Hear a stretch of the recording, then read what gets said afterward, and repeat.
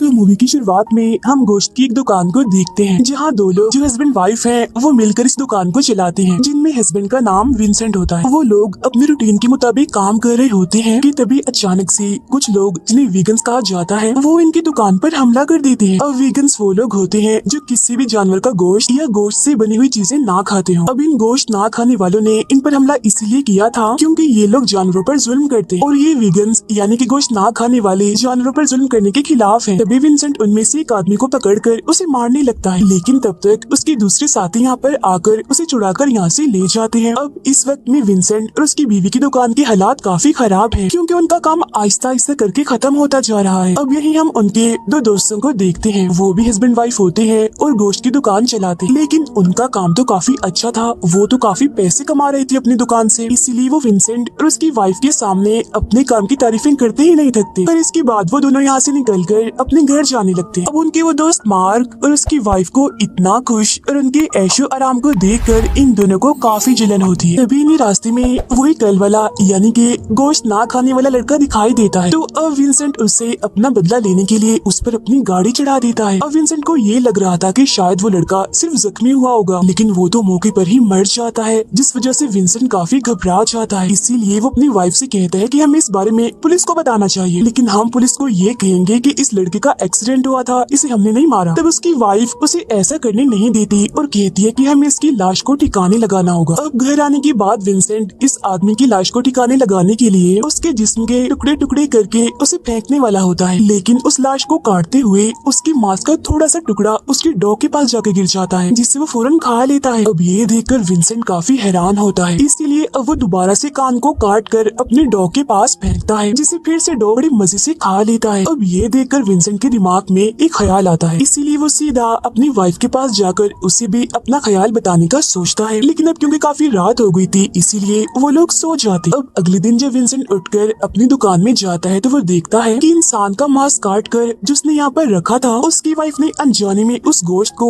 एक कस्टमर को बेच दिया। अब ये जाने के बाद वो काफी डर जाता है, लेकिन तभी यहाँ वही कस्टमर आती है और कहती है कि जो गोश्त में लेकर गई थी वो बहुत ही मजे का था, यानी कि उसका जायका काफी अच्छा था, तो इसीलिए अब मुझे यही वाला गोश्त और चाहिए। अब ये सुनकर जब विंसेंट की वाइफ भी इस गोश्त को खाती है तो उसे भी काफी मजे का लगता है। तभी विंसेंट अपनी वाइफ से कहता है कि जो गोश्त है ना जो तुमने अभी खाया है ये असल में एक इंसान का है। अब ये सुनकर तो उसकी वाइफ उस पर काफी गुस्सा हो जाती है, लेकिन तब तक वहाँ और कस्टमर भी आ जाते हैं इस मजेदार गोश्त को खरीदने के लिए, क्योंकि पहली वाली कस्टमर ने बाकी लोगों को भी इस बारे में बताया था, जिस वजह से यहाँ इस गोश्त को खरीदने के लिए लोगों की भीड़ लग जाती है। यहाँ तक कि पुलिस को भी इस बात की खबर नहीं लगती कि वो एक इंसान का गोश्त खरीद रहा है। विंसेंट ने इस गोश्त को एक नाम भी दिया होता है ताकि किसी को भी ये शक न हो कि ये एक इंसान का गोश्त है। तो अब इस तरह से उन्होंने एक ही बार में इस गोश्त को बेचकर काफी पैसे कमा लिए। रात को विंसेंट भी इस गोश्त को खाकर देखता है, जहाँ उसे पता चलता है कि ये तो वाकई काफी मजे का काफी लाजवाब है। अब यहाँ उसकी वाइफ अपने इस काम को बढ़ाने के लिए गोश्त ना खाने वालों को मारने का कहती है, यानी कि उनका शिकार करने का कहती है, जहाँ एक लम्हे के लिए विंसेंट इस बात को सोचता है और फिर कहता है कि नहीं मैं ऐसा नहीं कर सकता, मैं एक कातिल बनना नहीं चाहता। अब अगले दिन उनकी बेटी अपने एक दोस्त के साथ उनके घर पर आती है, जिस वजह से उन्होंने काफी सारे खाने भी बनाए होते हैं उनके लिए, लेकिन उन्हें पता चलता है कि उनकी बेटी का दोस्त गोश्त ना खाने वाला इंसान है, जिस वजह से वो कुछ भी नहीं खाता। अब कुछ ना खाने पर विंसेंट की वाइफ उसे बियर यानी कि शराब पीने के लिए देती है, जिस पर वो कहता है कि मैं आम शराब नहीं पीता, मैं तो बस अपनी वाली यानी वीगन्स वाली बियर ही पीता हूँ। तो विंसेंट की वाइफ उसके लिए केक लेकर आती है, लेकिन इसमें अंडा होने की वजह से वो इसे भी नहीं खाता। इनकी बेटी भी आहिस्ता आहिस्ता करके गोश्त ना खाने वाली बनती जा रही थी, जिस वजह से विंसेंट को गोश्त ना खाने वालों से और नफरत होने लगी। तो इसीलिए वो अपनी वाइफ की बात मानते हुए शिकार करने के लिए निकलते हैं।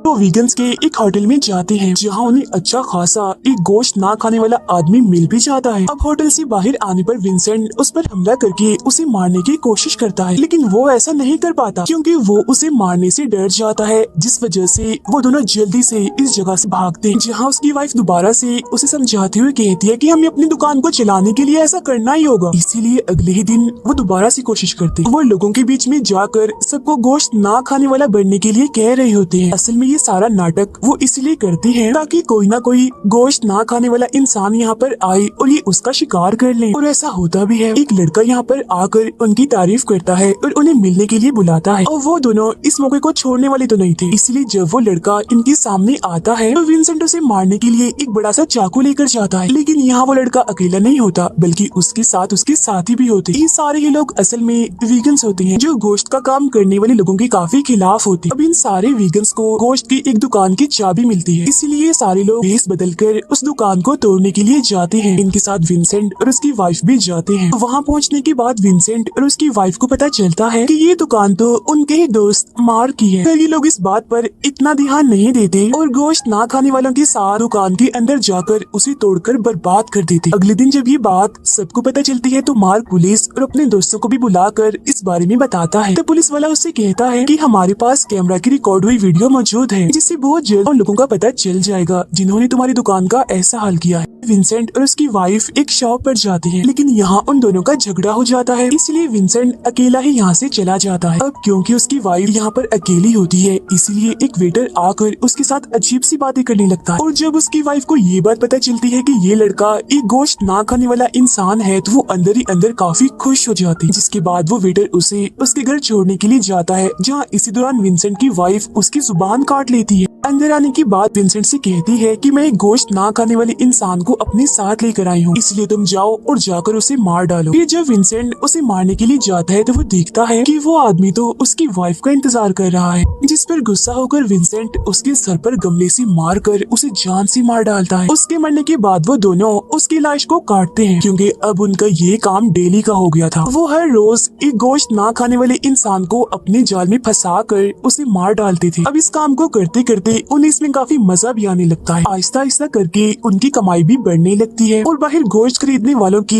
एक लंबी सी लाइन भी लग जाती है, जिस वजह से अब उन्हें गोश्त की कीमत को भी बढ़ाना पड़ता है। अब एक दिन वो एक गोश्त ना खाने वाले लड़के जो कि एक खिलाड़ी होता है उसे अपना शिकार बनाने लगते हैं, लेकिन उस लड़के को ये बात पता चल जाती है कि ये खतरनाक लोग हैं जिनसे मुझे खतरा है, इसीलिए वो इन लोगों से बचने के लिए वहाँ से भागने लगता है। लेकिन वो लड़का दिल का मरीज था, जिस वजह से वो हार्ट अटैक से ही मर जाता है। अगले दिन विंसेंट और उसकी वाइफ मार्क के घर पर जाते हैं खाना खाने के, और जो गोश्त इस टाइम वो खा रहे होते हैं वो ये दोनों ही अपने साथ लेकर आए थे, जिसे खाने के बाद मार्क और उसकी वाइफ भी इसके इतने मजेदार होने की वजह से काफी हैरान हो जाते हैं। और अब यहाँ एक मामला भी उल्ट हो जाता है, जहाँ पहले मार्क और उसकी वाइफ अपने काम की तारीफ करते थे, अब उनकी जगह विंसेंट और उसकी वाइफ अपने काम की बेहद तारीफें करते हैं। अब जब वो दोनों यानी कि मार्क और उसकी वाइफ खाना खा रहे होते हैं तो उन्हें इस गोश्त में एक छोटी सी डिवाइस मिलती है, इसलिए यहाँ पर मार्क को थोड़ा सा शक होने लगता है, लेकिन विंसेंट उसे अपनी बातों में उलझाकर उसका ध्यान भटका देता। अब आहिस्ता आहिस्ता करके दोनों फैमिलीज के बीच बहस बढ़ने लगती है, जो देखते ही देखते एक बड़े झगड़े में बदल जाती है। लड़ाई के दौरान विंसेंट मार्क के कान को काट कर उसे चबाने लगता है, जो देखकर मार्क और उसकी वाइफ काफी हैरान होते हैं, लेकिन शक ना हो इसलिए विंसेंट उसके मांस को खाता नहीं बल्कि थूक देता है। एक दिन विंसेंट और उसकी वाइफ एक मेले में जाते हैं, जहाँ पर सिर्फ गोश्त ना खाने वाले ही आए हुए थे। इस जगह पर वो अपना एक अच्छा सा शिकार तलाश कर रहे होते हैं, जहाँ तभी विंसेंट एक अच्छी सेहत वाली बच्ची को देखता है, जिसे देखकर वो उसे खाने के लिए ललचाता है। तभी उन्हें यहाँ पर अपनी बेटी और उसका दोस्त भी मिल जाते हैं। वो दोनों इन्हें यहाँ पर देखकर काफी हैरान हो जाते हैं, खास तौर पर उनकी बेटी का दोस्त, जो उनसे पूछ ही लेता है कि आप लोग क्या कर रहे हैं। अब ये दोनों कोई बहाना बनाने की कोशिश करते हैं, लेकिन उनकी बेटी का दोस्त उन्हें यहाँ पर देखकर काफी गुस्सा हो जाता है, क्योंकि यहाँ पर सारे लोग गोश्त ना खाने वाले थे और ये लोग गोश्त का काम करते थे। वो यहाँ से खाली हाथों जाने वाले बिल्कुल भी नहीं थे, इसीलिए वो एक अच्छी सेहत वाली लड़की का शिकार कर ही लेते। अब रात को विंसेंट जब उस लड़की की लाश को काट रहा होता है तो तभी बाहर वही पुलिस वाला आ जाता है, जो इनकी दुकान से इंसानी गोश्त को खरीद कर ले जाया करता था। उसने यहाँ पर लाइट जली हुई देखी तो वो विंसेंट को हेलो हाई करने आ गया। पुलिस वाला विंसेंट को बताता है कि काफी दिनों से कई लोगों के गायब होने की खबरें बहुत ज्यादा आ रही हैं, जिस वजह से मेरा काम भी बढ़ गया। इसी दौरान विंसेंट का डॉग उस लड़की के कटे हुए हाथ को अपने मुंह में दबाकर वहाँ पर आ जाता है, जिसे देखकर तो विंसेंट की जान निकल जाती है। वो सोचता है कि अब तो मेरा खेल खत्म, अब तो मैं पकड़ा गया, लेकिन थोड़ा दिमाग लगा कर वो इससे बच ही जाता है। और विंसेंट अपनी वाइफ के पास जाकर उससे कहता है कि अब ये सब मुझसे और नहीं हो पाएगा, क्योंकि ये चीज मुझे पागल बना रही है। देखो किस तरह आज मेरा दिल एक बच्चे को खाने का किया। लेकिन उसकी वाइफ उसे दोबारा से समझाकर ऐसा करवाने के लिए मना ही लेती है। अब यहाँ पर उनकी बेटी का दोस्त आता है, जो कि मेले में हुई उस बात को लेकर उनसे माफी मांगने के लिए आया था। अब यहाँ विंसेंट की वाइफ उसके साथ ज्यादा ही फ्री होने लगे। तब इस बात से विंसेंट फौरन समझ जाता है कि अब मेरी वाइफ इसे भी मारने का सोच रही है। इसीलिए बिल्कुल सही वक्त पर विंसेंट अपनी बेटी की दोस्त को यहाँ से जाने के लिए कह देता है। अगले दिन दुकान पर बहुत सारे लोग उसी मजेदार गोश्त यानी इंसानी गोश्त को खरीदने के लिए आए होते, लेकिन विंसेंट कहता है कि अब हमारे पास वो वाला गोश्त नहीं है और अब की बात आगे भी हमें वो नहीं मिलेगा। और वो कस्टमर उसी गोश्त को लेना चाहती थी, जिस वजह से उसे वो ना मिलने पर वो यहाँ से चली जाती है। यहाँ विंसेंट की वाइफ उसे कहती है कि सिर्फ तुम्हारी वजह से ही हमारे हालात पहले जैसे खराब हो जाएंगे, जो सुनकर विंसेंट गुस्से में यहाँ से चला जाता है। और विंसेंट के जाने के बाद दुकान में फिर से वही गोश्त ना खाने वाले लोग आ जाते हैं, यानी जिनके साथ पहले ये लोग गोश्त की दुकान को तोड़ने के लिए गए थे। यहाँ इनको ये बात पता चल जाती है कि असल में विंसेंट और उसकी वाइफ भी गोश्त की दुकान को चलाते हैं, जिस वजह से वो उसकी वाइफ को किडनैप कर लेते। उधर जब विंसेंट घर वापस आता है तो वो देखता है कि उसे गोश्त न खाने वाले लोगों की वैन उसके घर के बाहर खड़ी हुई है, जिससे वो फौरन समझ जाता है कि जरूर कोई गड़बड़। उधर वो लोग जैसे ही विंसेंट की वाइफ को मारने ही वाले होते हैं कि तभी यहाँ पर विंसेंट आकर उन लोगों पर हमला कर देता है अपने तेज धार बड़े चाकू से, जिस वजह से वो सारे के सारे लोग एक झटके में मर जाते हैं। लेकिन लड़ते लड़ते यहाँ विंसेंट खुद भी जख्मी हो जाता है। तभी यहाँ विंसेंट की वाइफ खुद को आजाद कर लेती है और आखिरी बचे हुए गोश्त ना खाने वाले लड़के को भी वो मार देती है। तो इसी तरह से इन दोनों की जान यहाँ पर बच जाती है। अब वो लोग बच तो जाते हैं, लेकिन इतने सारे लोगों को कत्ल करने की वजह से पुलिस उन्हें पकड़ लेती है और उम्र भर के लिए उनको सजा हो जाती है। उनके बारे में असल में पुलिस को मार्क ने बताया था, क्योंकि उसे इन लोगों पर उसी दिन से शक हो गया था जब विंसेंट ने मार्क के कान को काटा था। और इसी के साथ ही ये फिल्म यहीं पर खत्म हो जाती है। Thank you for watching.